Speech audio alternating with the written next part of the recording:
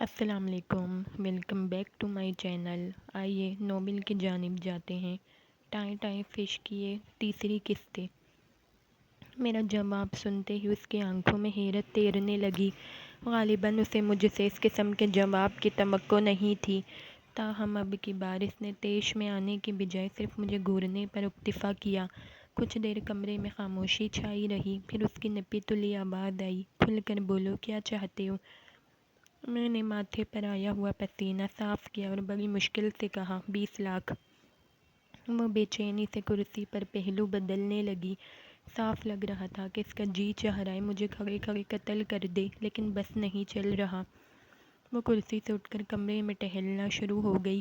اس کے انگ انگ سے خوبصورتی اور نشہ چھلک رہا تھا۔ جیسے ہی وہ ایک چکر مکمل کر کے واپس مڑتی، اس کے بال ایک جھٹکے سے آگے کو آتے، جنہیں وہ ہاتھ سے پیچھے کر دیتی۔ میں زندگی میں کبھی لندن یا پیرس نہیں گیا تھا، لیکن مجھے پورا یقین تھا کہ یہ نظارہ وہاں کے نظاروں سے کہیں زیادہ آگے کا تھا۔ میں محبت کے عالم میں اسے دیکھنے لگا۔ وہ پریشانی کے عالم میں مزید خوبصورت لگ رہی تھی۔ یہی وہ لمحہ تھا جب میں نے اماں ابا کے مشورے کو یکسر نظر انداز کرتے ہوئے اپنے تئیں ایک فیصلہ کیا۔ فہمی مسلسل چکر لگا رہی تھی۔ اس کے ہاتھوں کی مٹھیاں بھینچی ہوئی تھیں۔ میں تھوڑا سا کھنکارا اور کہا، میں 20 لاکھ چھوڑ بھی سکتا ہوں۔ وہ یکدم رک گئی۔ میرے جملے نے اس پر خاطر خواہ اثر کیا۔ وہ کچھ دیر بے یقینی سے مجھے دیکھتی رہی، پھر کچھ کی بجائے سوالیہ انداز سے میری طرف دیکھا۔ میں سمجھ گیا کہ لوہا گرم ہے۔ فہمی، 20 لاکھ تم سے اچھے نہیں ہیں، لیکن اگر تم واقعی مجھ سے شادی کر لو تو میں تم سے کوئی پیسہ نہیں لوں گا۔ میری بات سن کر وہ شرم سے سرخ ہو گئی۔ بعد میں پتہ چلا کہ جسے میں شرم سے سرخ ہونا سمجھ رہا تھا، وہ اصل میں غصے سے سرخ ہونا تھا۔ میری بات سنتے ہی کمرے میں طوفان آ گیا۔ اس نے سب سے پہلا حملہ یہ کیا کہ اپنی ایڑی والی جوتی نکال کر میری ٹن کا نشانہ لیا۔ اس الو کی پٹی کا نشانہ اتنا پکا تھا کہ جوتی سیدھی میری ٹن کی ناف میں لگی۔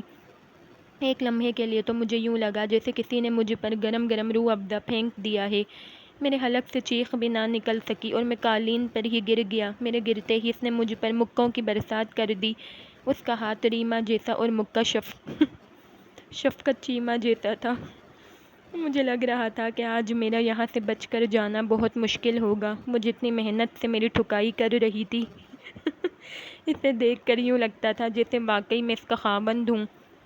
ہر دفعہ جیسے ہی میں اس کے مکے سے بچنے کے لیے اپنا منہ نیچے کرتا، وہ میری متاثرہ ٹن پر ایک ہتھوڑا اور جما دیتی اور میری آنکھوں کے آگے تارے ناچنے لگتے۔ مجھے پہلی دفعہ احساس ہوا کہ ٹن کرانے کا کیا نقصان ہوتا ہے۔ اگر میرے سر پر گھنے بال ہوتے تو میرے سر کی کافی حفاظت ہو سکتی تھی۔ میں نے تہیہ کر لیا کہ اگر زندہ رہ گیا تو سر پر عارف لوہار جتنے بال رکھوں گا۔ فہمی غصے سے پاگل ہو رہی تھی۔ اتنے میں ایک جھٹکے سے دروازہ کھلا اور سیٹھ خوبصورت اندر داخل ہوا۔ اندر کی سچویشن دیکھ کر اس کی آنکھیں ابل پڑیں۔ یہ کیا ہو رہا ہے؟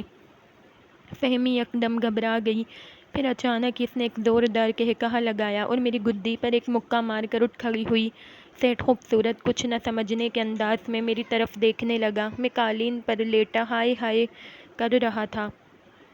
دیکھا ڈیڈی، آج میں جیت گئی، فہمی کھلکھلا کر بولی۔ کیا مطلب؟ سیٹھ چونکا۔ مطلب یہ میرے پیارے ڈیڈی کہ شاہ رخ کو بھی میری طرح باکسنگ کا بہت شوق ہے، لیکن ہم دونوں کسی اور سے مقابلہ کرنے کی بجائے اکثر آپس ہی میں میچ رکھ لیتے ہیں۔ پہلے ہر دفعہ شاہ رخ جیتتے تھے، آج میں جیت گئی ہوں۔ آہا جی شاہ رخ، اب تمہیں آئس کریم کھلانی پڑے گی۔ میں دور سے کراہا، خدا کے لیے پہلے مجھے ایک گھونٹ پانی تو پلا دو۔ اوہو، لگتا ہے مکہ زور سے لگ گیا ہے۔ سوری شاہ رخ، باکسنگ میں تو ایسا ہوتا ہی ہے۔ میں ابھی پانی لاتی ہوں۔ وہ کمینی بڑی خوبصورتی سے ساری مار کٹائی کو پیار کا رنگ دے رہی تھی اور میرا دل چاہ رہا تھا کہ اس کے خوبصورت چہرے پر کیلیں ٹھونک دوں۔ سیٹھ خوبصورت دروازے میں ہی کھڑا قہقہے لگانے لگا۔ غالباً اسے بھی فہمی کے ڈرامے پر یقین آ گیا تھا۔ ہا ہا ہا، ویری بیڈ ویری بیڈ۔ بہت اچھے بہت اچھے۔ لگتا ہے تم دونوں کا واقعی آپس میں بہت پیار ہے۔ اسی بات پر ایک شعر عرض کیا ہے کہ لڑائی میں نقصان صفائی نصف ایمان ہے۔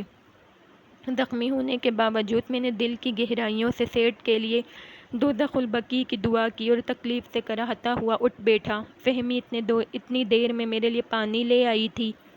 اس نے مجھے سہارا دے کر بٹھایا اور پھر پانی کا گلاس میرے لبوں سے لگا دیا۔ میں ایک طرح سے اس کے پہلو میں تھا اور دعا کر رہا تھا کہ مجھ پہ گزرے نہ قیامت شب تنہائی کی۔ اس کے گورے چٹے ہاتھ گلاس اور مجھے سنبھالے ہوئے تھے۔ میں نے اپنے زخم بھرتے ہوئے محسوس کیے، کتنا نرم تھا اس کا ہاتھ۔ مجھے یوں لگا جیسے گندے ہوئے آٹے سے ٹیک لگائے بیٹھا ہوں۔ خبیث کی اولاد، جلدی پانی پی۔ اس نے غرا کر میرے کان میں سرگوشی کی اور میں کانپ گیا۔ جلدی جلدی 2-3 گھونٹ بھرے اور گلاس سے ہونٹ ہٹا لیے۔ فہمی نے مجھے سنبھالا اور بیڈ کی طرف لانے لگی۔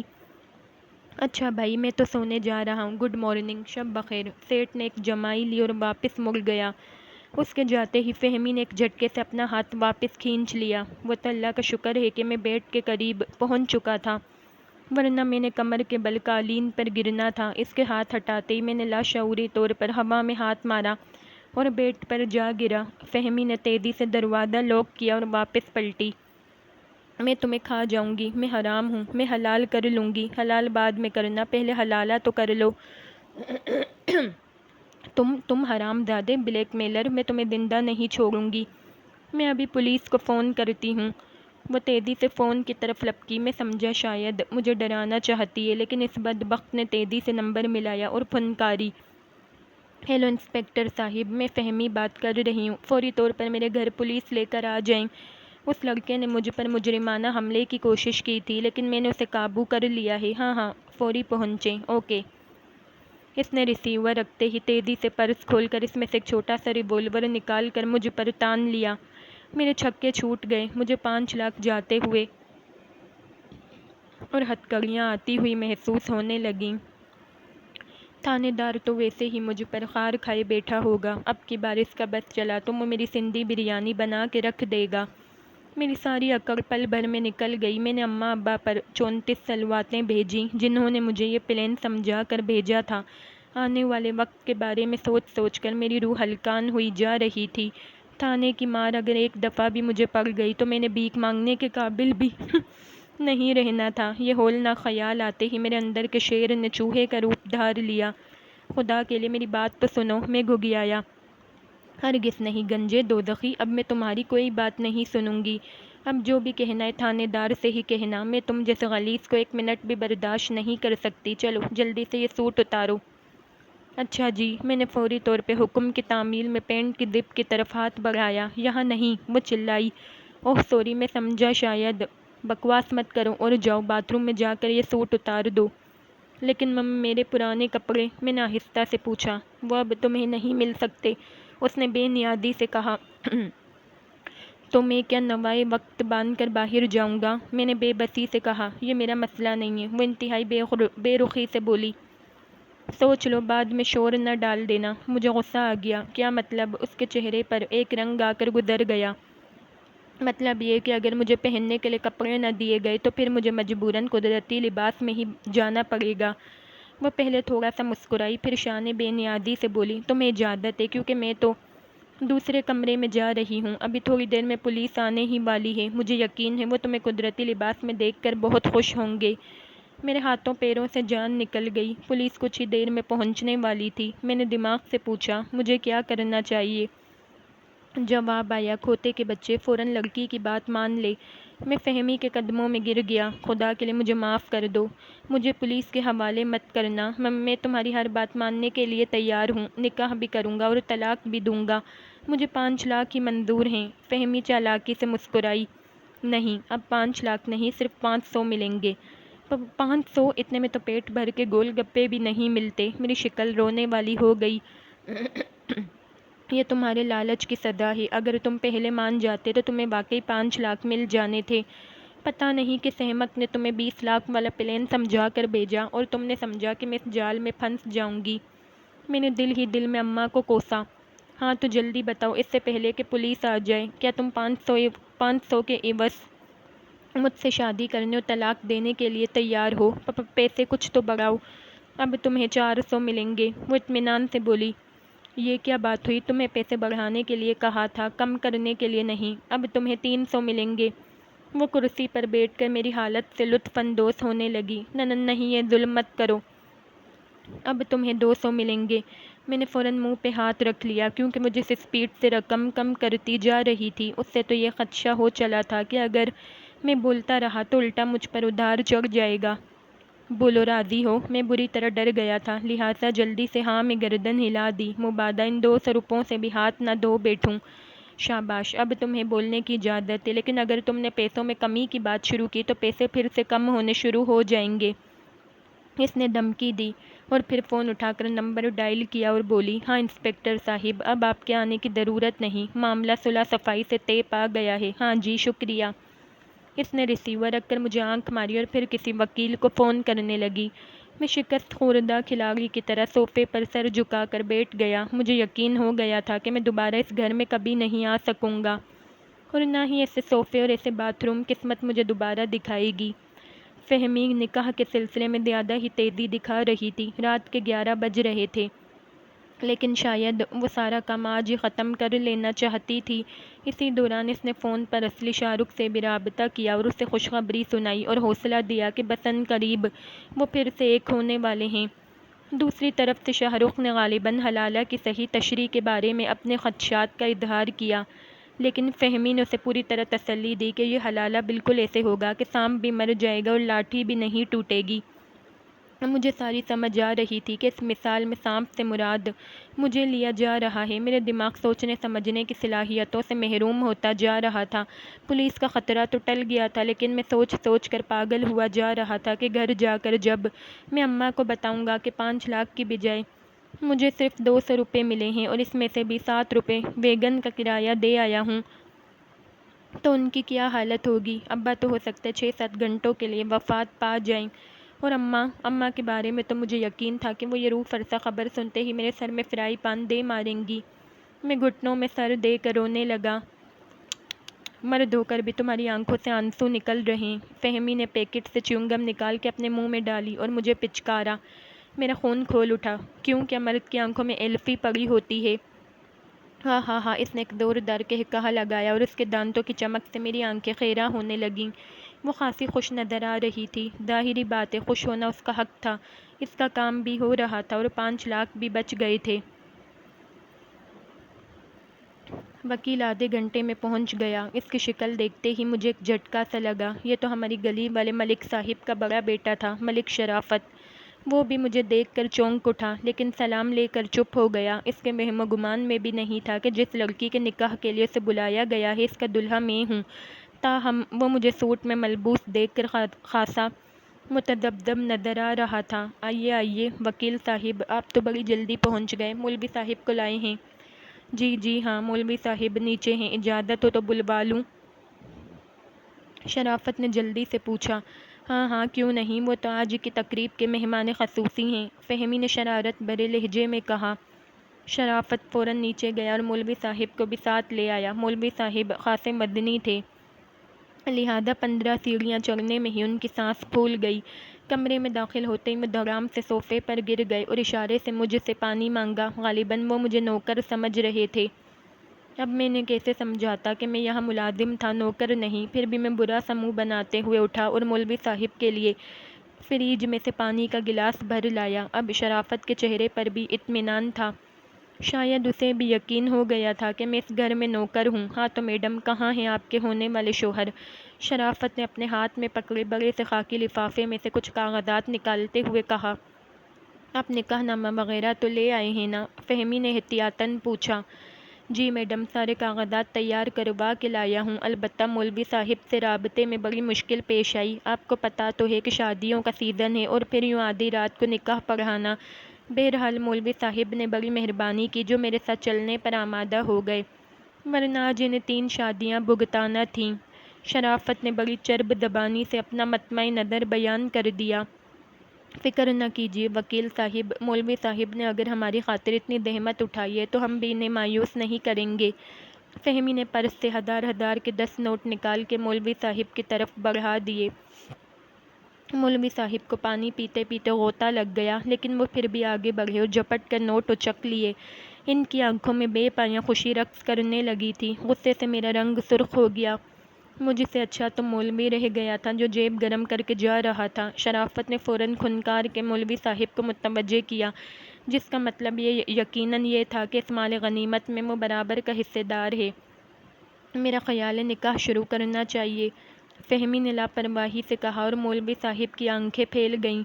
غالباً یہ ان کی زندگی کا پہلا موقع تھا کہ لڑکی از خود نکاح کے لیے زور ڈال رہی تھی۔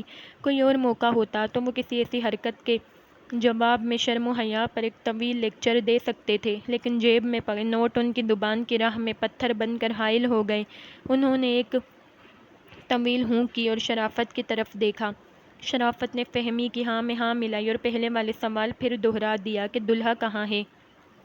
فہمی نے ایک ادا سے میری طرف اشارہ کر دیا۔ شرافت کو تو جیسے سانپ سونگھ گیا۔ وہ سوچ بھی نہیں سکتا تھا کہ میں اتنا لمبا ہاتھ مار جاؤں گا۔ کاش میں اسے بتا سکتا کہ میں نے صرف 200 روپے کا ہاتھ مارا ہے۔ اس کی حالت دیدنی تھی۔ اس نے بمشکل حلق سے تھوک نگلا اور بے یقینی کے انداز میں بولا، یہ آپ اس سے شادی کر رہی ہیں؟ کیوں، آپ کو کوئی اعتراض؟ فہمی کے لہجے میں ناگواری در آئی۔ نہیں، مجھے کیا اعتراض ہو سکتا ہے؟ شرافت سٹپٹا گیا۔ آپ کو معلوم ہے نا کہ نکاح کے فوراً بعد طلاق ہوگی؟ فہمی نے اسے یاد دلایا۔ جی میڈم، مجھے یاد ہے، اور میں نے مولوی صاحب کو بھی بتا دیا تھا۔ مولوی صاحب الجھن زدہ لہجے میں بولے، لیکن خاتون، حلالہ میں یہ ضروری ہوتا ہے کہ عورت اور مرد… مولوی صاحب، فہمی نے بات کاٹی، آپ ان چکروں میں مت پڑیں۔ میرا خیال ہے مولوی صاحب درست فرما رہے ہیں۔ میں نے درمیان میں ٹانگ گڑائی۔ تم خاموش رہو، فہمی گرجی، اور میں بغلیں جھانکنے لگا۔ میری بے عزتی ہوتی دیکھ کر شرافت کے چہرے پر ایک طنزیہ مسکراہٹ کھیلنے لگی۔ غالباً وہ بھی میری اہمیت سے آگاہ ہو گیا تھا۔ اس نے مولوی صاحب کو اشارہ کیا اور انہوں نے فوراً رجسٹر نکال لیا۔ پہلے میرا نام پوچھا، پھر نکاح نامے کے کالم پر کرنے لگے۔ ساتھ ساتھ وہ مجھ سے ضروری چیزیں بھی پوچھتے جا رہے تھے۔ مرتا کیا نہ کرتا، میں انہیں انتہائی بددلی سے ساری معلومات فراہم کر رہا تھا۔ فہمی اس دوران اطمینان سے بیٹھی چیونگم سے جگالی کر رہی تھی۔ شرافت بڑی متجسس نظروں سے نکاح نامے کے پر ہونے والے مندرجات کا جائزہ لے رہا تھا۔ شاید وہ یہ اندازہ لگانے کی کوشش کر رہا تھا کہ کہیں میں نے اپنے بارے میں فہمی سے کوئی جھوٹ تو نہیں بولا، لیکن تھوڑی ہی دیر بعد اس کی نگاہوں میں مایوسی کے آثار ابھر آئے، کیونکہ میری بیان کردہ تمام چیزیں درست تھیں۔ نکاح نامے پر دستخط کے بعد انہوں نے نکاح کے کلمے شروع کر دیے اور مجھ سے 3 دفعہ پوچھا کہ کیا فہمی مجھے قبول ہے؟ میں نے ایک ٹھنڈی سانس لی اور 3 دفعہ قبول ہے، قبول ہے، قبول ہے کہہ دیا۔ میری طرف سے گواہ کے فرائض شرافت نے ادا کیے۔ مولوی صاحب نے دبے لفظوں میں گواہوں کی تعداد پر اعتراض کرنا چاہا، لیکن شرافت کے گھورنے پہ خاموش ہو گئے اور فہمی کی طرف متوجہ ہوئے۔ اس کا نکاح نامہ پر کیا اور گواہوں کے کالم پر آ کر شرافت کی طرف دیکھا۔ شرافت نے اطمینان سے نکاح نامہ پکڑا اور فرضی نام سے وہاں دستخط کر دیے اور ایڈریس بھی فرضی لکھ دیا۔ مولوی صاحب نے کھنکارتے ہوئے گلا صاف کیا اور فہمی سے میری بابت پوچھا۔ وہ بڑے مزے سے چیونگم چباتی ہوئی بولی، قبول ہے، قبول ہے، قبول ہے۔ میں نے آہ بھر کر چھت کی طرف دیکھا، لیکن نہ تو آسمان ٹوٹا اور نہ ہی کوئی سرخ آندھی آئی، حالانکہ سنا تھا کہ جب کسی معصوم کے ارمانوں کا خون ہوتا ہے تو بڑے زور کی سرخ آندھی آتی ہے۔ مولوی صاحب نے مبارک کہا تو مجھے پتہ چلا کہ میں فہمی کا خاوند بن گیا ہوں، لیکن میں اس کا اصلی خاوند تھوڑی تھا، میں تو کرائے کا خاوند تھا، جس کا کرایہ 200 روپے مقرر ہو چکا تھا اور بس کچھ ہی دیر میں کرائے کا وقت ختم ہونے والا تھا۔ مولوی صاحب نے نکاح نامے کا ایک کاغذ رجسٹر سے پھاڑ کے فہمی کو تھما دیا اور ایک میرے ہاتھ میں دے دیا اور اپنے باقی کاغذ سمیٹ کر تھیلے میں ڈال لیے۔ چلو بھائی، اب مجھے طلاق دو۔ فہمی نے مسکرا کر میری طرف دیکھا۔ میں نے کچھ کہنے کے لیے منہ کھولا ہی تھا کہ کمرے کے دروازے پر دستک ہوئی اور سب اچھل پڑے۔ فہمی کا رنگ یکدم اڑ گیا۔ مولوی صاحب کے ہاتھ پیر کانپنے لگے۔ باہر سے سیٹھ خوبصورت کی آواز آئی، فہمی کین آئی گو؟ کیا میں اندر آ سکتا ہوں؟ او مائی گاڈ، یہ ڈیڈی اس وقت کہاں سے آ گئے؟ فہمی نے تیزی سے کچھ سوچا اور ہم سب کو بیٹھے رہنے کا اشارہ کرتے ہوئے ایک چھلانگ لگا کے دروازے کے پاس گئی، انتہائی آہستگی سے چٹخنی نیچے کی اور پھر بھاگ کر واپس کرسی پر آ بیٹھی۔ سیٹھ کو پتہ بھی نہ چلا کہ مقفل دروازہ اب کھل چکا ہے۔ کرسی پر گرتے ہی اس نے جلدی سے اپنا سانس درست کیا اور انتہائی مدھم آواز میں ہم سب کو صرف اتنا کہا کہ میں جو کہوں میری ہاں میں ہاں ملا دینا۔ پھر اونچی آواز میں بولی، آ جائیں ڈیڈی، دروازہ کھلا ہے۔ بیٹے، مجھے اچانک شیر ہوا تھا، لہٰذا میں نے سوچا ارے یہ کون ہے؟ سیٹھ کمرے میں داخل ہوتے ہی چونک اٹھا۔ یہ ڈیڈی، یہ شاہ رخ کے بھائی اور یہ شاہ رخ کے ابو ہیں، فہمی نے گھبرا کر کہا۔ ابو؟ لیکن تم نے تو بتایا تھا کہ اس کے ابو فوت ہو چکے ہیں۔ سیٹھ کے لہجے میں حیرانی تھی۔ وہ ہاں، یاد آیا، اصل میں شاہ رخ کے کراچی والے ابو ہیں۔ فہمی کی سمجھ میں کچھ نہیں آ رہا تھا کہ وہ معاملہ کیسے سنبھالے۔ کراچی والے؟ تو کیا پہلے ابو فیصل آباد والے تھے؟ سیٹھ کن پٹی کھجانے لگا اور فہمی کے ہوش اڑ گئے۔ نہیں ڈیڈی، میرا مطلب تھا کہ یہ شاہ رخ کے سوتیلے والد ہیں۔ انہوں نے ہی شاہ رخ کو پال پوس کر جوان کیا ہے۔ بڑے مذہبی قسم کے انسان ہیں۔ اوہ دیٹس بیڈ، بہت خوشی آپ سے مل کر۔ کیا کرتے ہیں آپ؟ سیٹھ نے گرم جوشی سے مولوی صاحب سے ہاتھ ملایا اور مولوی صاحب کی جان نکل گئی۔ میں مسجد میں ڈیڈی، یہ مسجد میں پروفیسر ہیں، بڑی دھوم ہے ان کی، دور دور سے لوگ ان کے پاس آتے ہیں۔ اچھا بھائی، آپ کا صاحب دادا تو بہت زبردست سائنسدان ہے، میں تو اس کی ایجادات سن کر حیران رہ گیا ہوں۔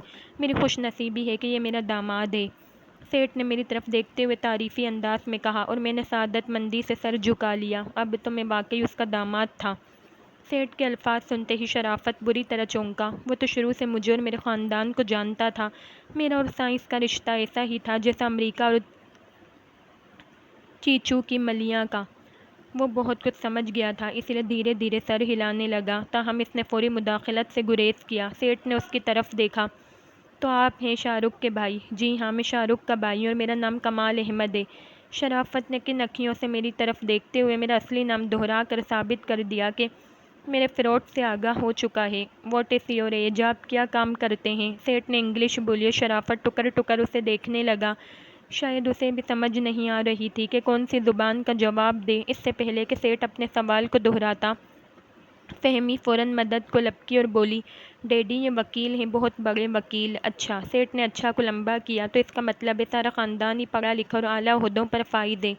مولوی صاحب نے اپنے موٹے شیشوں والی اینک درست کرتے ہوئے نظریں جھکا لیں۔ ڈیڈی آپ سوئے نہیں ابھی تک؟ فہمی جلد از جلد سیٹھ سے چھٹکارا پانا چاہتی تھی۔ بیٹے نیند ہی نہیں آ رہی، تمہیں تو پتہ ہے جب مجھے کسی شعر کی آمد ہو رہی ہو تو میری نیند اڑ جاتی ہے، اور اس وقت تو ایسا شعر ہوا ہے کہ میں خود حیران رہ گیا ہوں۔ میرا خیال ہے کہ یہ صدی کا سب سے شاندار شعر ہے۔ واہ واہ سیٹھ صاحب، ارشاد کیجیے، بلکہ ہو سکے تو اپنا باقی کا سارا دیوان بھی سنائیے، بلکہ وہ کلام بھی سنائیے جو ابھی آپ نے لکھا ہی نہیں۔ میرے ابو اور بھائی آپ کے کلام کے بڑے پرستار ہیں۔ میں نے سیٹھ کو مکھن لگایا اور سب کا منہ بن گیا۔ فہمی سمجھ گئی کہ میں اس کے باپ کو روک کر زیادہ سے زیادہ تاخیر کرنا چاہ رہا ہوں، لیکن وہ بے بس تھی اور اس موقع پر سوائے مجھے آنکھیں دکھانے کے اور کچھ نہیں کر سکتی تھی۔ شرافت گھور گھور کر میری طرف دیکھ رہا تھا، لیکن میں بڑی بے نیازی سے صوفے پر جم کر بیٹھ گیا۔ اپنی تعریف سن کر سیٹھ خوبصورت کا منہ 32 بور ریوالور کے دانے کی طرح کھلے کا کھلا رہ گیا۔ اس کے خواب و خیال میں بھی نہ تھا کہ اس کے کلام کی خوشبو اتنی دور دور تک پھیل چکی ہوگی۔ اس نے محبت پاش نظروں سے میری طرف دیکھا، پھر قریبی کرسی سنبھال لی۔ شاباش برخوردار، تم تو واقعی میرے داماد کہلانے کے لائق ہو۔ لیجیے حاضرین، پہلے تازہ شعر سنیے۔ عرض کیا ہے کہ میری پیار کو نظر تیری چاٹ گئی ہے، میری ویل دی قمیص اج پاٹ گئی ہے۔ واہ واہ، سبحان اللہ، کیا بات ہے! میں اچھل اچھل کر داد دینے لگا، باقی سب خاموش بیٹھے تھے۔ سیٹھ نے خوشی سے سرشار ہو کر اپنی کرسی میری طرف موڑ لی۔ ایسا لگتا تھا کہ اسے کوئی پرواہ نہیں کہ کمرے میں کوئی اور بھی اس کی شاعری سن رہا ہے یا نہیں۔ اسے تو ایک ہی سامع کافی تھا جو اسے بھرپور داد دے رہا تھا۔ اب میں اپنی تازہ آزاد نظم سناتا ہوں۔ برخوردار، کیا تمہیں آزاد نظم پسند ہے؟ نہیں جی، مجھے غلام نظم زیادہ پسند ہے۔ میں نے اپنا ادبی رعب جھاڑا۔ کیا مطلب؟ سیٹھ محبوط رہ گیا۔ مجھے فوراً الہام ہوا کہ مجھ سے بونگی سرزد ہو گئی ہے۔ میں نے تیزی سے اپنا جملہ واپس کیا اور فوراً کہا، میرا مطلب ہے کہ مجھے آزاد نظم بھی بہت پسند ہے۔ شٹ، بہت اچھے، تو پھر سنو میری تازہ آزاد نظم۔ عنوان ہے اداسی کا نکاح۔ عرض کیا ہے کہ میری اداسی بھی کماری ہے اور تیرا خوف بھی چھڑا، تو پھر کیوں نہ دونوں کا نکاح کریں؟ میری اداسی کا جہیز تیار ہے، بس VCR کی کمی ہے۔ تم اپنے خوف کا صحرا تیار کرو، میں اپنی اداسی کا غرارہ خریدتا ہوں۔ شادی والے روز ایک خصوصی تقریب ہوگی، باجے بجیں گے، ڈھول بجیں گے اور ایک شاندار محفل مجرا ہوگی جس میں بھی اپنے فن کا مظاہرہ کروں گا، کیونکہ میں چاہتا ہوں میری اداسی کا نکاح شاندار ہو اور خوب چوہارے بٹیں۔ آہ میری اداسی! सेठ نے ندم ختم ہوتی ایک ٹھنڈی سانس لی اور داد طلب نظروں سے میری طرف دیکھا۔ میں تو پہلے ہی تیار بیٹھا تھا، لہٰذا اچھل اچھل کر داد دینا شروع کر دی۔ میری ہر داد پر سیٹھ خوبصورت کی آنکھیں چمکنے لگتیں اور سینہ تھوڑا اور پھول جاتا، اور شرافت اور مولوی صاحب اس سارے ڈرامے سے لا تعلق نظر آ رہے تھے۔ البتہ فہمی مسلسل ناخن چبا رہی تھی، اس کی طلاق لیٹ ہوئی جا رہی تھی اور فی الحال سیٹھ کے جانے کا کوئی امکان نظر نہیں آ رہا تھا۔ سیٹھ نے پھر ایک نئی غزل اسٹارٹ کر لی تھی اور میں کچھ نہ سمجھ میں آنے کے باوجود بھی اسے پوری جانفشانی سے داد دیے جا رہا تھا۔ رات دھیرے دھیرے بیت رہی تھی۔ سیٹھ نے کوٹ کی جیب سے اپنا دیوان نکال لیا تھا اور مدعے لے لے کر مجھے کلام سنا رہا تھا۔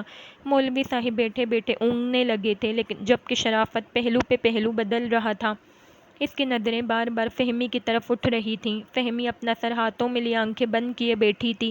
سارا منصوبہ چوپٹ ہوتا ہوا نظر آ رہا تھا۔ ہر دفعہ جیسے ہی میں سیٹھ کو داد دیتا، وہ ایک بل کھا کر رہ جاتی۔ میں اس شاندار موقع کو گنوانا نہیں چاہتا تھا، لہٰذا ڈٹا ہوا تھا۔ حالانکہ خدا گواہ ہے کہ سیٹھ کی شاعری سن سن کر مجھے ہیضہ ہونے لگا تھا، لیکن میں نے دل ہی دل میں کہا کمالے یہ ہیضہ نہیں بلکہ ہیضہ من فضل ربی ہے۔ بالآخر جب سیٹھ نے اپنی 37 غزل شروع کی تو شرافت کے صبر کا پیمانہ لبریز ہو گیا۔ اس نے مولوی صاحب کو ٹھہوکا دیا۔ مولوی صاحب ہڑبڑا کر اٹھ بیٹھے۔ اچھا انکل، ہم چلتے ہیں، کافی دیر ہو گئی ہے، شرافت نے کھڑے ہوتے ہوئے کہا۔ سیٹھ نے چونک کر ناگواری سے اس کی طرف دیکھا جو اس کی شعر خوانی میں مخل ہوا تھا، پھر بیٹھے بیٹھے بولا، ویلکم، خدا حافظ۔ فہمی بھی تیزی سے کھڑی ہو گئی۔ وہ شرافت اور مولوی صاحب کو روکنا چاہتی تھی، لیکن سیٹھ کے خدا حافظ کہنے کے بعد وہ انہیں بیٹھنے کے لیے بھی نہیں کہہ سکتی تھی۔ اچھا بھابھی، ہم چلتے ہیں۔ شرافت نے لفظ بھابھی پر زور دیتے ہوئے فہمی کی طرف دیکھا اور مولوی صاحب کو لے کر سیڑھیوں والے دروازے سے باہر نکل گیا۔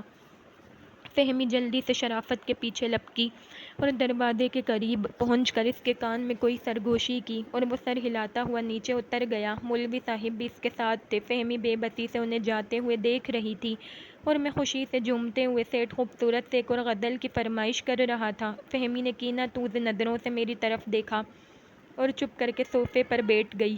اچانک میں نے سیٹھ کو شعر پر داد دی اور فہمی کی طرف منہ کر کے کہا، فہمی جان، اتنے اچھے شعر سن رہا ہوں، کچھ کھانے کے لیے ہی بنا لاؤ۔ سیٹھ نے میری ہاں میں ہاں ملائی، لیکن خانسامہ تو سو چکا ہے۔ فہمی نے بڑی مشکل سے خود پر قابو پاتے ہوئے کہا، جان، اس وقت تو تمہارے ہاتھ کی کوئی چیز کھانے کو جی چاہ رہا ہے، جاؤ نا۔ میں نے پوری طرح سے اس کی بے بسی کا مزہ لیتے ہوئے کہا۔ مبادلے نخواستہ اٹھ کھڑی ہوئی، تاہم اس کا پورا جسم مجھے گالیاں دیتا ہوا محسوس ہو رہا تھا۔ وہ چل بھی ایسے رہی تھی جیسے مجھے کچل رہی ہو۔ میں دوبارہ سیٹھ کی بکواس سننے لگا۔ 10-15 منٹ بعد فہمی چائے کے 2 کپ اور ساتھ میں بسکٹ لے کر آ گئی۔ سبحان اللہ، کتنی فرما بردار ہے میری بیوی۔ لاؤ بھائی، اس وقت تو چائے پینے کا اپنا ہی لطف ہوگا۔ میں نے لپک کر اس کے ہاتھوں سے ٹرے لے لیا۔ 1 منٹ، اس نے مجھے گھورا۔ ڈیڈی زیادہ چینی نہیں پیتے، یہ ڈیڈی کا کپ ہے۔ اس نے میرے ہاتھ میں پکڑے کپ کی طرف اشارہ کیا۔ میں نے مسکراتے ہوئے وہ کپ سیٹھ کو پکڑا دیا اور دوسرا کپ اپنے ہاتھ میں لے کر چھوٹی چھوٹی چسکیاں لینے لگا۔ ہمارے گھر میں چائے پیالیوں میں پی جاتی تھی، مجھے بھی وہی لت پڑی ہوئی تھی، اسی لیے میرے چائے پینے کی آواز اتنی بلند تھی کہ ایسے لگ رہا تھا کہ میں چائے پی نہیں رہا بلکہ چاٹ رہا ہوں۔ تاہم فہمی کے گھورنے پر میں نے فوراً اپنا والیوم کم کر دیا۔ سیٹھ خوبصورت اب اپنے دیوان کا 50واں صفحہ پلٹ رہا تھا اور ساتھ میں چائے کا گھونٹ بھر رہا تھا۔ فہمی بے نیازی سے ایک طرف بیٹھ کر خواتین کا کوئی رسالہ پڑھنے لگی۔ میں نے کلاک کی طرف نگاہ ڈالی۔ رات کے 2 بجنے کو تھے۔ مجھے شدید نیند محسوس ہو رہی تھی، جماہی پہ جماہی آ رہی تھی، لیکن میں بڑی مشکل سے خود کو کنٹرول کیے ہوئے تھا۔ اس وقت سیٹھ کو بٹھائے رکھنا بہت ضروری تھا۔ میں نے سوچا پانی کے کچھ چھینٹے ہی منہ پر مار لوں۔ یہ خیال آتے ہی تیزی سے باتھ روم کی طرف لپکا۔ سیٹھ نے مجھے اتنی سبک رفتاری سے باتھ روم کی طرف جاتے دیکھا تو کچھ اور سمجھا اور برا سا منہ بنا کر چائے پینے لگا۔ میں نے باتھ روم میں جاتے ہی واش بیسن میں اپنا منہ دیکھا، کوئی فرق نہیں پڑا تھا۔ میں نے ٹھنڈے پانی کے 2-4 چھینٹے آنکھوں پر مارے اور اپنا جائزہ لیا۔ مجھے بے اختیار خود پہ پیار آ گیا۔ ابا تو ایسے ہی کہتے تھے کہ میں گدھا ہوں، حالانکہ آج میں نے اپنی عقل مندی سے ثابت کر دیا تھا کہ میں گدھا نہیں، گھوڑا ہوں۔ اگر میں ان وقت پر سیٹھ خوبصورت کو شاعری پر آمادہ نہ کر لیتا تو اس وقت فہمی مجھ سے چھن چکی ہوتی۔ میں نے دوبارہ شیشے میں خود کو دیکھا۔ میں دیکھنا چاہتا تھا کہ تازہ تازہ شادی شدہ بندہ کیسا لگتا ہے۔ پھر میں نے سوچا میں ابھی شادی شدہ کہاں ہوا ہوں، ابھی تو صرف نکاح شدہ ہوں۔ میں نے نوٹ کیا کہ نکاح کے بعد میرے چہرے پر نکھار آ گیا تھا۔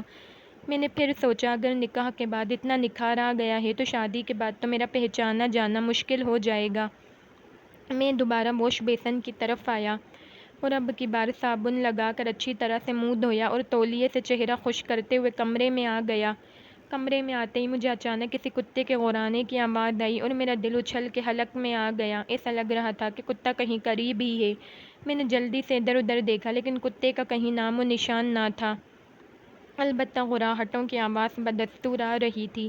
ایسا لگتا تھا کہ کتا بہت غصے میں ہے۔ اسی اثنا میں میری نظر اچانک سیٹھ خوبصورت پہ پڑی اور میں حیران رہ گیا۔ سیٹھ بڑے آرام سے صوفے پر گہری نیند سو رہا تھا اور جس سے میں کتے کی غراہٹیں سمجھ رہا تھا وہ سیٹھ خوبصورت کے خراٹے تھے۔ میں نے اللہ کا شکر ادا کیا کہ میری جان چھوٹی۔ فہمی نے رسالہ بند کیا اور میرے قریب آ گئی۔ شکریہ، میں نے شرما کر کہا۔ کس بات کا؟ اس نے پیار بھرے لہجے میں کہا۔ پاس آنے کا۔ فہمی نے بڑی محبت سے میری گال پر چٹکی کاٹی اور میں پاگل ہو گیا۔ کچھ سمجھ نہیں آ رہا تھا کہ وہ یکدم اتنی اچھی کیسے بن گئی۔ تم بہت شریر ہو۔ فہمی نے آنکھ ماری۔ میں نے پھر شرما کر کہا مہربانی ہے تمہاری، ورنہ ابا مجھے شریر کی بجائے خنزیر کہتے ہیں۔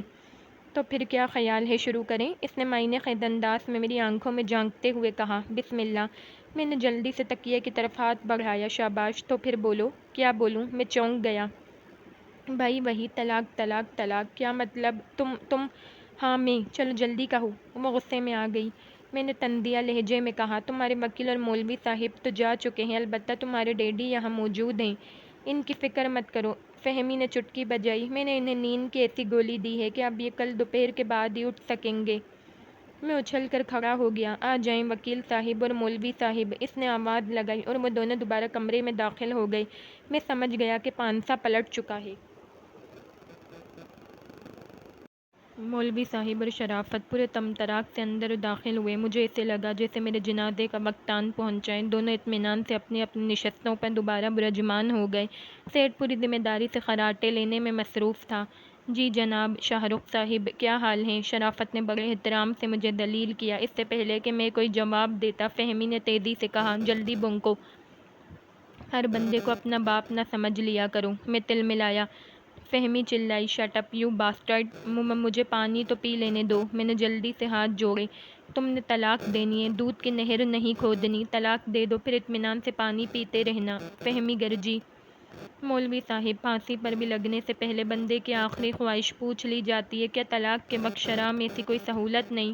میں نے مولوی صاحب سے رجوع کیا۔ مولوی صاحب یکدم کھنکارے، گھور کر میری طرف دیکھا، پھر اطمینان سے بولے نہیں، اب تم نے طلاق کے علاوہ کوئی لفظ بولے تو جان نکال دوں گی۔ فہمی فیصلہ کن لہجے میں بولی اور پرس میں ہاتھ ڈالا۔ میں سمجھ گیا کہ ریوالور چیک کر رہی ہے۔ میں نے آہ بھری اور اسی لمحے میری آنکھوں کے سامنے اندھیرا آ گیا۔ میں نے گھبرا کر اپنی آنکھیں ملیں، شاید طلاق کے صدمے سے میری بینائی متاثر ہو گئی تھی۔ میں چلایا، مجھے کچھ نظر نہیں آ رہا۔ آہستہ بول حرامزادے، ہمیں بھی کچھ نظر نہیں آ رہا۔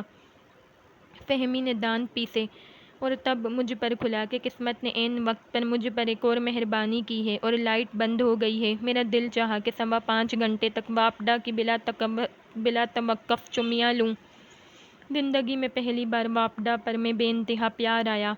میں ابھی ایمرجنسی لائٹ لاتی ہوں۔ وکیل صاحب ذرا دھیان سے بیٹھیے گا۔ فہمی نے شرافت کو خبردار کیا اور دوسرے کمرے کی طرف لپکی۔ شرافت غیر محسوسانہ طور پر دروازے کے قریب ہو کر بیٹھ گیا تاکہ کوئی باہر نہ جا سکے۔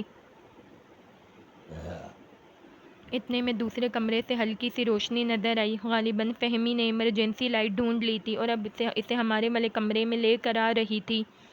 میں نے ایک سیکنڈ کے 1000ویں حصے میں کچھ سوچا، پھر تیزی سے ہاتھ بڑھا کر مولوی صاحب کی کرسی الٹا دی۔ ان کے حلق سے ایک خوفناک چیخ نکلی اور وہ دھڑام سے قالین پر آ گرے۔ اندھیرے کی وجہ سے مجھے نظر تو نہیں آ رہا تھا کہ وہ گرے ہوئے کیسے لگ رہے ہوں گے، تاہم میں نے چشمے تصور میں ان کی ٹانگیں اوپر اور سر نیچے مچلتا ہوا دیکھا۔ مولوی صاحب کی چیخ سن کر شرافت گڑبڑا گیا۔ کیا ہوا مولوی صاحب؟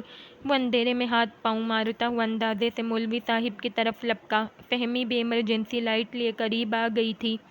میں نے آؤ دیکھا نہ تاؤ تیزی سے آواز پیدا کیے بغیر بیڈ کے نیچے رینگ گیا۔ فہمی نے مولوی صاحب کی چیخ سن لی تھی اور تقریباً دوڑتی ہوئی کمرے میں داخل ہوئی اور اندر کا منظر دیکھتے ہی چکرا گئی۔ مولوی صاحب کرسی سمیت قالین پر اوندے پڑے تھے۔ شرافت مولوی صاحب کو سنبھال رہا تھا اور میں نکاح نامے سمیت غائب تھا۔ فہمی کے حلق سے دبی دبی چیخ نکل گئی۔ میں نے پوری طرح سے اپنا سانس روک لیا تھا کیونکہ مجھے پتا تھا اگر اب کی بار میں دریافت ہو گیا تو طلاق بھی دینا پڑے گی اور چھتر بھی کھانا پڑیں گے۔ بیڈ کافی بڑا تھا اس لیے میں کھسکتا کھسکتا اس کے آخری کونے پر چلا گیا۔ وکیل صاحب نیچے دیکھیے، وہ حرامزادہ بھاگ گیا ہے، پکڑیے اسے۔ فہمی پوری قوت سے چلائی اور شرافت سمجھ گیا کہ اب اسے مجھے مسٹر اور آپ کہہ کر بلانے کی کوئی ضرورت نہیں۔ وہ مولوی صاحب کی کرسی آدھی سیدھی کر چکا تھا۔ فہمی کا جملہ سنتے ہی اس نے کرسی وہیں چھوڑ دی اور چھلانگ لگا کے سیڑھیوں کی طرف بھاگا۔ مولوی صاحب دوبارہ الٹ کر گرے، البتہ اس بار مجھے ان کی کوئی آواز نہیں آئی۔ اسی دوران ایک جھپاکا ہوا اور لائٹ آ گئی۔ فہمی زخمی شیرنی کی طرح کمرے میں بل کھا رہی تھی۔ اس کا بس چلتا تو وہ مجھ پر بھیڑیے چھوڑ دیتی۔ بجلی آتے اس نے ایمرجنسی لائٹ ایک طرف پھینکی اور فرش پر گرا ہوا نکاح نامے کا دوسرا کاغذ اٹھانے کے لیے نیچے جھکی۔ میرا دل اچھل کر حلق میں آ گیا۔ اس کے بال آگے کو جھکائے تھے۔ ایک سیکنڈ کے لیے بھی وہ اپنی نظروں کا زاویہ 90 ڈگری پر کر لیتی تو مجھے گھسیٹ کر بیڈ سے نیچے نکال سکتی تھی، لیکن قسمت پوری طرح سے میرا ساتھ دے رہی تھی۔ اس نے نکاح نامہ اٹھایا اور پڑھ کر غصے سے پرے پھینک دیا۔ سیٹھ خوبصورت بدستور بے ہوش تھا اور اب اس کے خراٹوں کی آواز گدھے کی آواز میں تبدیل ہو چکی تھی۔ فہمی نے بتایا تھا کہ وہ کل سے پہلے ہوش میں نہیں آئے گا، اس کا مطلب ہے فی الحال باہر نکلنے میں خطرہ ہی خطرہ ہے۔ مجھے مولوی صاحب میں بھی کوئی حرکت نظر نہیں آ رہی تھی، یا تو وہ بے ہوش ہو گئے تھے یا خالق حقیقی سے جا ملے تھے، لیکن فہمی کو مولوی صاحب کی کوئی پرواہ نہیں تھی۔ اسی دوران فون کی گھنٹی بجی اور فہمی نے بھاگ کر فون اٹھا لیا۔ ہیلو، ہاں فہمی بول رہی ہوں۔ غضب ہو گیا شاہ رخ، وہ کمینہ نکاح کے بعد یہاں سے بھاگ گیا ہے۔ ہاں ہاں، میں بہت پریشان ہوں۔ نہیں نہیں، ڈیڈی کو کچھ نہیں پتا، میں نے ان کو چائے میں نیند کی گولیاں ڈال کر سلا دیا ہے۔ اوکے۔ وہ فون بند کر کے مڑی اور ایک طویل سانس لیتی ہوئی صوفے پر گر گئی۔ اس نے اپنی گردن صوفے کی پشت سے لگا کر خود کو ڈھیلا چھوڑ دیا تھا۔ اس کے پیر مجھے بیڈ کے نیچے سے بالکل صاف اور قریب نظر آ رہے تھے۔ میں نے سب کچھ بھلا کر پوری محویت سے اس کے پیر دیکھنے لگا۔ سفید سفید بے داغ پیر دیکھ کر میرا بڑا جی چاہا کہ کوئی چھوٹی سی شرارت کروں، لیکن پھر دماغ نے سمجھایا کہ اس چھوٹی سی شرارت کا نتیجہ بڑی سی مرمت کی شکل میں بھی نکل سکتا ہے، اس لیے میں باز رہا۔ تھوڑی دیر میں شرافت ہانپتا کانپتا اندر داخل ہوا۔ میڈم، کچھ پتہ نہیں چلا، مجھے لگتا ہے وہ اپنے گھر بھاگ گیا ہے، چوکیدار نے بھی کسی کو نہیں دیکھا، وہ یقیناً دیوار پھلانگ کر گیا ہے۔ فہمی زور سے اچھلی۔ اوہ یس، اس مردود کا اپنے گھر کے علاوہ اور ٹھکانہ بھی کیا ہے، چلو جلدی سے اس کے گھر چلتے ہیں۔ لیکن میڈم، وہ مولوی صاحب، شرافت نے کچھ کہنا چاہا۔ گولی مارے مولوی صاحب کو، میں اتنی بڑی مصیبت میں پھنسی ہوئی ہوں اور آپ کو مولوی صاحب کی سوجھ رہی ہے۔ کچھ نہیں ہوتا، ہوش آئے گا تو خود ہی گھر چلے جائیں گے۔ میڈم ایک بات کہوں، اگر آپ برا نہ منائیں۔ شرافت نے گلا صاف کیا اور دروازے کی طرف بڑھتی ہوئی فہمی یکدم رک گئی۔ جی فرمائیے۔ میڈم، میں یہ کہنا چاہتا تھا کہ آپ کمالے سے ہی شادی کر کے طلاق کیوں لینا چاہتی ہیں؟ یہ خدمت تو میں بھی، میرا مطلب ہے کہ فہمی کے ہونٹ پھڑکنے لگے۔ وکیل صاحب، میرا خیال ہے آپ اپنے کام سے کام رکھیں تو زیادہ بہتر ہے۔ مجھے کیا کرنا ہے اور کیا نہیں، یہ میں اچھی طرح سے جانتی ہوں۔ جی جی، بالکل ٹھیک فرمایا آپ نے۔ شرافت نے فوراً پینترا بدلا۔ تو پھر آئیے میرے ساتھ، فہمی نے اشارہ کیا اور کسی سحر زدہ معمول کی طرح اس کے پیچھے پیچھے لپکا۔ میں پہلے خوش ہوا، پھر پریشان۔ خوش اس لیے کہ اب میرے لیے میدان صاف تھا، اور پریشان اس لیے کہ اب وہ اماں ابا کے پاس جائیں گے اور وہاں پتہ نہیں کیا صورتحال پیش آ جائے۔ میں نے بیڈ کے نیچے سے نکل کر کھڑکی کی درس میں سے دیکھا۔ ان کی گاڑی گیٹ سے باہر نکل رہی تھی۔ میرے ہاتھ پاؤں پھول گئے۔ میں تو آج تک کٹی ہوئی پتنگ لوٹنے کو ہی دنیا کا سب سے مشکل کام سمجھتا رہا تھا۔ آج اندازہ ہوا کہ مشکل کام کچھ اور بھی ہوتے ہیں۔ پہلے میں نے سوچا کہ یہیں چھپا رہتا ہوں، پھر خیال آیا کہ اگر وہ لوگ واپس آ گئے تو میں چوہے دان میں پھنس جاؤں گا، لہذا بہتر یہی ہے کہ فرار ہوا جائے۔ لیکن کیسے؟ گیٹ پر تو چوکیدار تھا اور دیواریں اتنی اونچی تھیں کہ اگر میں ان پر چڑھ بھی جاتا تو دوسری طرف چھلانگ مارنے کی مجھ میں ہمت نہ تھی۔ میں نے ایک لمحے کے لیے سوچا، پھر تمام احتیاطیں بالائے طاق رکھتے ہوئے سیڑھیوں سے نیچے اترا اور سیدھا چوکیدار کی طرف بڑھتا چلا گیا۔ چوکیدار گیٹ کے پاس بیٹھا نسوار سے دل بہلا رہا تھا۔ مجھے آتے دیکھ کر اچھل کر کھڑا ہو گیا۔ اس کی آنکھوں میں شدید حیرت اور تذبذب نظر آ رہا تھا۔ غالباً وہ یہ سوچ رہا تھا کہ مجھے پکڑ لے یا کچھ نہ کہے۔ شاید فہمی اور شرافت نے اسے میرے بارے میں کچھ خاص نہیں بتایا تھا۔ میں نے اس کی اسی کیفیت کا فائدہ اٹھاتے ہوئے گھبرائے ہوئے لہجے میں کہا، خان صاحب جلدی سے اندر جاؤ، جلدی سے، سیٹھ صاحب بے ہوش ہو گئے ہیں۔ سیٹھ کی بے ہوشی ہونے کا سنتے ہی چوکیدار کے ہاتھ پاؤں پھول گئے اور نسوار والی ڈبی اس کے ہاتھ سے نیچے گر گئی۔ اوہ خوچا کر کیا ہوا سیٹھ صاحب کو؟ وہ ہکلایا۔ پتہ نہیں کیا ہوا ہے، تم فوراً ان کے پاس پہنچو، میں ڈاکٹر کو لے کر آتا ہوں، جلدی جاؤ، میں چلایا اور خان دیوانہ وار اندر کی طرف دوڑا۔ گیٹ کھلا ہوا تھا۔ میں نے مزید وقت ضائع کیے بغیر دڑکی لگا دی۔ رات آدھی سے زیادہ گزر چکی تھی۔ ہر طرف گپ اندھیرا تھا۔ اس وقت کسی ویگن کا ملنا تو محال تھا، لہٰذا میں پیدل ہی گھر کی طرف دوڑ رہا تھا۔ مین سڑک پر پہنچ کر میں نے ادھر ادھر دیکھا کہ شاید کوئی بس یا ویگن نظر آ جائے، لیکن ہر طرف خاموشی تھی۔ عام حالات ہوتے تو شاید میں اتنا اندھیرا اور تنہائی دیکھ کر پلک جھپکتے میں بے ہوش ہو جاتا، لیکن یہ معاملہ کچھ اور تھا، اس لیے میں نے جی کڑا کر کے تیز تیز چلنا شروع کر دیا۔ مجھے پتا تھا کہ چوکیدار نے سیٹھ کو بے ہوش دیکھ کر شور مچا دیا ہوگا، اور اس شور کو سن کر مولوی صاحب یقیناً ہوش میں آ چکے ہوں گے اور جی بھر کے مجھے بددعائیں دے رہے ہوں گے۔ مجھے سمجھ نہیں آ رہی تھی کہ گھر کی طرف جاؤں یا کسی اور طرف نکل جاؤں۔ میں جانتا تھا کہ جب شرافت اور فہمی کو میں گھر پر نہیں ملوں گا تو فہمی ہمیشہ کی طرح سب سے پہلے پولیس میں رپورٹ کرے گی اور پولیس لازماً میرے گھر کی نگرانی پر لگ جائے گی۔ پھر بھی نہ جانے کیوں میرے قدم اپنے گھر کی طرف ہی اٹھ رہے تھے۔ پتہ نہیں کیوں مجھے یقین سا تھا کہ اگر میں گھر پہنچ گیا تو بچ جاؤں گا۔ اچانک دور سڑک پر سے کسی ویگن کی ہیڈ لائٹس قریب آتی ہوئی دکھائی دیں۔ میں نے اللہ کا شکر ادا کیا۔ اسی لمحے مجھے یاد آیا کہ میرے پاس تو ویگن کا کرایہ بھی نہیں۔ یہ خیال آتے ہی میرا دل سر پیٹ لینے کو چاہا۔ میں نے مایوسانہ انداز میں اپنا رخ فٹ پاتھ کی طرف موڑ لیا۔ میری حیرت کی انتہا نہ رہی جب ویگن سڑک چھوڑ کر میری طرف آنے لگی۔ میں رک گیا اور اسی لمحے مجھ پر انکشاف ہوا کہ یہ ویگن نہیں ہے بلکہ پولیس کا ڈالا ہے۔ خوف سے میرے پاؤں جم گئے۔ گاڑی میرے قریب آ کر رکی اور ایک دھماکے سے اس کے دروازے کھل کر بند ہوئے۔ میرا خون اور حلق بیک وقت خشک ہو گیا۔ گاڑی کی ہیڈ لائٹ سیدھی میرے چہرے پر پڑ رہی تھی اور لائٹس کی روشنی میں 3-4 پولیسیے میری طرف بڑھ رہے تھے۔ اب بھاگنا فضول تھا کیونکہ ان کے ہاتھوں میں پکڑی بندوقیں میری طرف ہو چکی تھیں۔ اتنے میں گاڑی کا اگلا دروازہ کھلا اور جو شخصیت برآمد ہوئی اسے دیکھ کر میری رہی سہی جان بھی نکل گئی۔ یہ وہی تھانے دار تھا جس نے مجھے چھت سے الٹا لٹکانے کا حکم صادر فرمایا تھا۔ مجھے دیکھ کر اس کی آنکھوں میں حیرانی اتر آئی۔ اس نے قریب آ کر میرا جائزہ لیا۔ پوری تسلی ہونے کے بعد اس نے کھل کر ایک قہقہہ لگایا اور ہاتھ میں پکڑا ڈنڈا میری بغل میں چبو دیا۔ اوئے کتے، تو رات کو ادھر کیا کر رہا ہے؟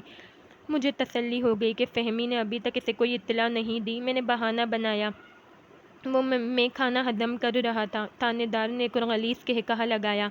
ابھی تیرا گھر یہاں سے 6 میل دور ہے اور تو یہاں کھانا ہضم کر رہا ہے؟ صحیح بول، کیا کر رہا تھا یہاں، ورنہ گردن اتار دوں گا۔ میں کانپ گیا۔ نہیں جی، یہ ظلم مت کیجیے گا۔ میں بغیر گردن کے گھر گیا تو ابا مجھے گولی مار دیں گے۔ اوئے بکواس بند کر، جلدی بتا تو ادھر کیا کر رہا تھا؟ ایک سپاہی نے انکشاف کیا۔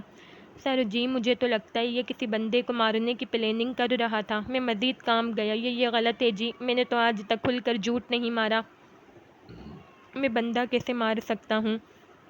اس بات کا فیصلہ ہم تھانے جا کر کریں گے، تھانے دار نے مونچھوں کو تاؤ دیتے ہوئے کہا اور سپاہیوں کو اشارہ کیا۔ میں بہت گڑ گڑایا، خدا کے واسطے دیے، لیکن اس نے میری ایک نہ سنی اور گاڑی میں ڈال کر مجھے تھانے لے آیا۔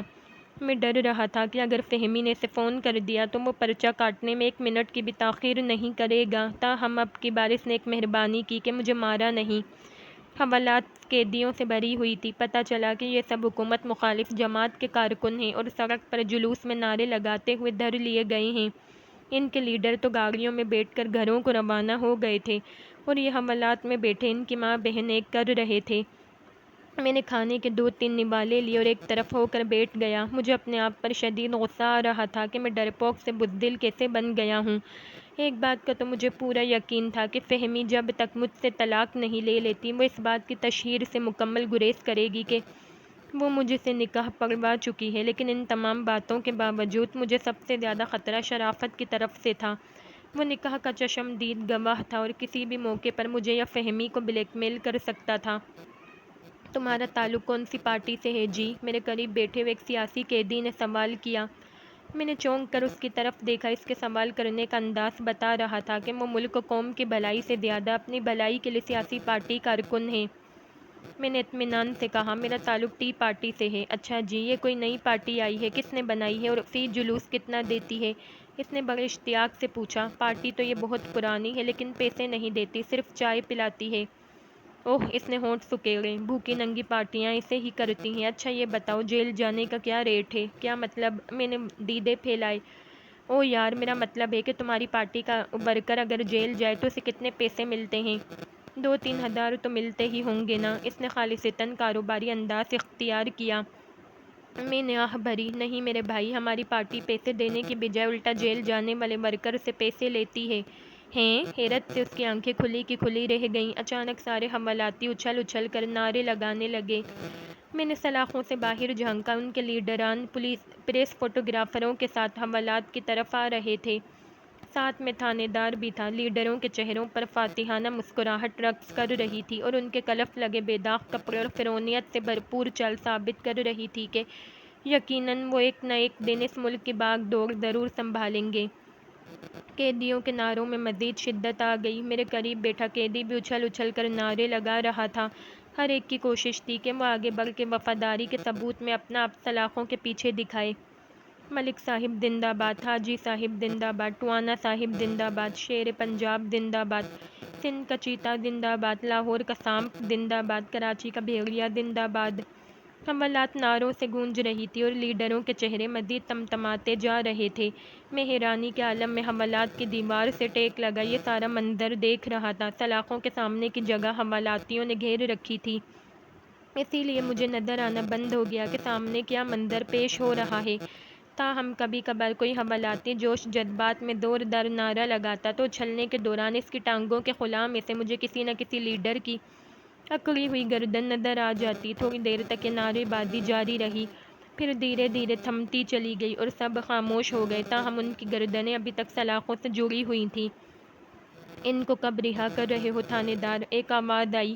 تھانے دار نے کہا لگا کر کہا، حاجی صاحب، عام سیاسی ورکروں کی قید کی مدت اتنی ہی ہوتی ہے جتنی آپ لوگوں کی عیاشی۔ اب آپ آ گئے ہیں تو ان کو بھی چھوڑ دیتے ہیں۔ آپ ذرا اشارہ کریں کہ آپ کے ورکر کون کون سے ہیں؟ غالباً حاجی صاحب نے اشارہ کر دیا تھا، اسی لیے فوراً حملات کا دروازہ کھل گیا اور 3-4 ورکر عرف حملاتی باہر تشریف لے گئے۔ ان کے جاتے ہی دیگر حملاتیوں نے خدا کا شکر ادا کیا، کیونکہ اب کچھ سانس لینے کی جگہ پیدا ہو گئی تھی۔ باقی لیڈران نے بھی اپنے اپنے بندوں کی طرف اشارہ کرنا شروع کر دیا اور حملات قومی خزانے کی طرح تیزی سے خالی ہوتی جا رہی تھی۔ مجھے شدید خواہش ہوئی کہ کاش میں بھی کوئی سیاسی ورکر ہوتا، کم از کم رہائی تو نصیب ہو جاتی۔ اسی اثنا میں ٹوانا صاحب زندہ باد کے نعرے لگنے لگے۔ میرے سامنے بیٹھے ہوئے قیدی نے بھی ٹوانا صاحب کے حق میں نعرے بازی شروع کر دی اور مجھے پتہ چل گیا کہ اب اس کا لیڈر سامنے آ گیا ہے۔ مجھے خاموش دیکھ کر اس نے آہستہ سے پوچھا، رہائی چاہتے ہو؟ میں سٹپٹا گیا۔ ابے بول، باہر جانا ہے کہ نہیں؟ اس نے باہر جانا ہے ایسے کہا جیسے مجھے لندن کی آفر کر رہا ہو۔ میں نے بے بسی سے فوراً کہا، ہاں بھائی، لیکن ویکن کو چھوڑو اور میرے ساتھ ٹوانا صاحب کے حق میں نعرے لگانے شروع کر دے۔ اس نے مجھے کوہنی ماری، لیکن ابے کیا بالوں کے ساتھ ساتھ عقل بھی منڈوا بیٹھا ہے؟ چل نعرے شروع کر دے، باقی میں سنبھال لوں گا۔ لیکن میں پھر جھجکا۔ لک لعنت ہے بھائی، تیسری دفعہ پھر لیکن کہہ دیا۔ ابے اب اگر تو نے لیکن کہا تو ساری زندگی یہیں بیٹھا رہے گا اور تھانے دار کی بغلیں صاف کیا کرے گا۔ ٹوانا صاحب زندہ باد، میں نے تڑپ کر آواز لگائی۔ ہاں یہ ہوئی نا بات، بول بول اور چیخ کے بول، جتنا زور سے چیخے گا اتنی جلدی باہر آئے گا۔ بول، شاباش بول۔ ٹوانا صاحب زندہ باد، ٹوانا صاحب زندہ باد۔ مجھے یوں لگا جیسے میرے گلے میں لاؤڈ اسپیکر فٹ ہو گیا ہے۔ میری آواز اتنی بلند تھی کہ باقی حملاتیوں کی آوازیں اس میں دب کر رہ گئیں۔ ٹوانا صاحب کا محبت باش چہرہ میری طرف ہوا۔ ان کی مونچھیں اور تھانے دار کا جسم بالکل ایک جیسے کانپ رہا تھا۔ فرق صرف اتنا تھا کہ مونچھیں فخر سے کانپ رہی تھیں اور جسم غصے سے۔ تھانے دار چیل کی طرح سلاخوں کے قریب آیا اور پوری قوت سے چیخا، اوئے گنجے تو چپ کر ورنہ یہی قبر بنوا دوں گا۔ میں نے اس کی بات سنی انسنی کرتے ہوئے اپنی نعرے بازی جاری رکھی۔ ٹوانا صاحب فرط مسرت سے مغلوب ہو کر میرا جائزہ لے رہے تھے۔ میرے ساتھ والا غرایا، ابے ذرا والیوم آہستہ رکھ، کیوں ہماری دہاڑیاں مروائے گا؟ میں نعرے لگا ہی رہا تھا کہ تھانے دار بھی پڑ گیا۔ اس نے پاس کھڑے سپاہی سے چابی چھینی اور حوالات کا دروازہ کھول کر سانڈ کی طرح میری طرف لپکا، لیکن اس سے پہلے کہ اس کا ہاتھ مجھے چھوتا، تھانے میں ٹوانا صاحب کی گرجدار آواز گونجی، تھانے دار رک جاؤ۔ تھانے دار اتنی تیزی سے ساکت ہوا جیسے اچانک اسے کسی نے اسٹاپ کہہ دیا ہو۔ ٹوانا صاحب کی آواز سنتے ہی وہ رکا اور واپس مڑتے ہوئے بولا، ٹوانا صاحب یہ بڑی دلیل شے ہے۔ ٹوانا صاحب کے چہرے پر غیظ و غضب کے آثار ابھر آئے۔ تھانے دار تم ہمارے ورکر کی توہین کر رہے ہو۔ او جناب ٹوانا صاحب یہ کمینہ ورکر نہیں ہے، یہ کھوتے کا بچہ پورا مراسی ہے مراسی۔ میرا بڑا دل چاہا کہ میں اس سے پوچھوں کہ میں نے تمہاری ڈھولکی بجا دی ہے جو تم مجھے مراسی کہہ رہے ہو، لیکن وقت کا تقاضا تھا کہ خاموش رہا جائے اور تیل کی دھار اور وقت کی رفتار دیکھی جائے۔ تھانے دار کے جملے نے ٹوانا صاحب کو مزید جوش دلا دیا، لیکن انہوں نے مصلحت کا دامن ہاتھ سے نہیں چھوڑا اور قدرے دھیمے لیکن سخت لہجے میں کہا، تھانے دار میں نے کہہ دیا نا کہ یہ ہمارا ورکر ہے، اسے بھی ہمارے دوسرے ورکروں کے ساتھ رہا کرو اور ہاں تمہاری مٹھائی تمہیں کل مل جائے گی۔ ٹوانا صاحب نے لفظ مٹھائی پر زور دیتے ہوئے کہا۔ لیکن ٹوانا صاحب، تھانے دار تھوڑا نرم ہوا، بس تھانے دار ان کو رہا کر دو، ابھی ہمیں اگلے جلسے کی تیاری بھی کرنی ہے۔ تھانے دار نے گھور کے میری طرف دیکھا۔ میں دوسری دفعہ اس کے ہاتھ سے نکل رہا تھا۔ مجھے پتا تھا کہ اس وقت وہ دل میں پیچ و تاب کھا رہا ہوگا، لیکن حالات ہی کچھ ایسے بن گئے تھے کہ وہ مجھے چھوڑنے کے علاوہ اور کچھ نہیں کر سکتا تھا۔ نتیجہ یہ نکلا کہ 5 منٹ بعد میں اور 4 دیگر ورکر ٹوانا صاحب کے پجیروں میں بیٹھے ہوئے تھے اور ٹوانا صاحب کندھا تھپتھپاتے ہوئے مجھے شاباشی دے رہے تھے۔ انہوں نے اپنی جیب خاص سے مجھے 500 روپے انعام بھی دیا، پھر پوچھنے لگے، تمہیں پہلے کبھی نہیں دیکھا، نئے آئے ہو؟ جی ہاں، میں نے تھوک نگلا، اسے میں لایا ہوں ٹوانا صاحب۔ میرے محسن نے فوراً ہانک لگائی۔ ٹوانا صاحب نے چونک کر اس کی طرف دیکھا اور پھر 100 روپیہ نکال کر اس کے ہاتھ پہ رکھا اور کہا لگا کر بولے، جانی تو ہمیشہ لوگوں کو مسلمان کرنے میں آگے آگے ہوتا ہے، لے رکھ لے، یہ دہاڑی نہیں تیرا انعام ہے۔ جانی کو شاید یہ امید نہیں تھی کہ ٹوانا صاحب میرے مقابلے میں اسے کم پیسوں سے نوازیں گے، تاہم اس نے 100 کا نوٹ لے کر سلام کیا اور سر جھکا کر بولا، ٹوانا صاحب ہم تو آپ کے خادم ہیں، بس آپ کی نظر کرم ہوتی ہے تو بگڑے معاملات بھی سنورتے ہیں اور نئے مسلمان بھی پیدا ہوتے ہیں۔ ٹوانا صاحب نے ایک بھرپور کہا لگایا۔ میں نے غور سے دیکھا، کہا لگاتے ہوئے وہ بالکل بیوہ گینڈے کی طرح لگ رہے تھے۔ پجیرو شہر کے مختلف اطراف سے ہوتی ہوئی ایک پوش علاقے کے محل نما گھر میں داخل ہوئی تو مجھے اندازہ ہوا کہ میں اب تک کتنی فضول زندگی گزارتا رہا ہوں۔ ٹوانا صاحب تو گاڑی سے نیچے اترتے ہی گھر کے اندر چلے گئے، البتہ ہم پانچوں ورکر سائڈ پر بنے بڑے سے ڈرائنگ روم نما کمرے میں آ کر بیٹھ گئے۔ ڈرائنگ روم میں جا بجا ٹوانا صاحب کی تصاویر لگی ہوئی تھیں اور ہر تصویر کے نیچے انہیں شیر، چیتا، عقاب، گھوڑا اور پتہ نہیں کون کون سے خطابات دیے گئے تھے۔ میں سوچنے لگا کہ کیا ٹوانا صاحب میں انسانوں والی کوئی بات نہیں؟ ہمیں ڈرائنگ روم میں بیٹھے تھوڑی دیر ہی گزری ہوگی کہ ملازم کھانا لے آیا۔ جانی نے میرے ٹینٹ پر طبلہ بجاتے ہوئے کہا، کیوں گرو کیسا ہے؟ ٹھیک ہے، بس مرچیں ذرا تیز ہیں۔ میں نے لقمہ ہضم کرتے ہوئے کہا، ابے میں کھانے کی نہیں، اس کام کی بات کر رہا ہوں۔ وہ چیخا، او سوری، کام بھی اچھا ہے، لیکن مجھے یہ سمجھ نہیں آئی کہ الیکشن کے دنوں میں تو تم نعرے بازی لگا کر روٹی روزی کما لیتے ہوگے، لیکن بعد میں کیا کرتے ہو؟ میری بات سن کر جانی نے اپنی مونچھوں میں خلال کرتے ہوئے انتہائی مکروہ کہا لگایا اور ادار بند کی گرہ سخت کرتے ہوئے بولا، اصل کام ہی الیکشن کے بعد شروع ہوتا ہے۔ ٹوانا صاحب الیکشن جیتیں یا ہاریں، وہ ہمیں مسلسل خرچہ پانی دیتے رہتے ہیں۔ ویسے اللہ کا شکر ہے کہ وہ 3 دفعہ MNA بن چکے ہیں، تو کیا جلسے میں موجود ہزاروں کارکنوں کی روٹی روزی کا خرچہ ٹوانا صاحب اٹھاتے ہیں؟ میرے حلق میں لقمہ پھنس گیا۔ ابے نہیں بے، ٹوانا صاحب سیاسی بندے ہیں، رفاہی نہیں۔ یہ جو اتنے ہزاروں لوگ ٹوانا صاحب کے جلسوں میں آتے ہیں، یہ سارے تھوڑے ورکر ہوتے ہیں۔ ان ہزاروں لوگوں کو جلسوں میں لانے والے ہم جیسے چند ورکر ہی ہوتے ہیں، لہذا پیسہ بھی ہمیں ہی ملتا ہے۔ اللہ ٹوانا صاحب کو زندگی دے، ہمارا تو بالکل بچوں جیسا خیال رکھتے ہیں۔ بچوں کی طرح؟ تو کیا وہ تمہاری نیپی بھی بدلتے ہیں؟ میں نے آنکھیں پھیلائیں۔ جانی نے قہر آلود نظروں سے میری طرف دیکھا اور پھر باقی ورکروں کی طرف گردن گھمائی۔ وہ سب ارد گرد سے بے نیاز کھانے میں جٹے ہوئے تھے۔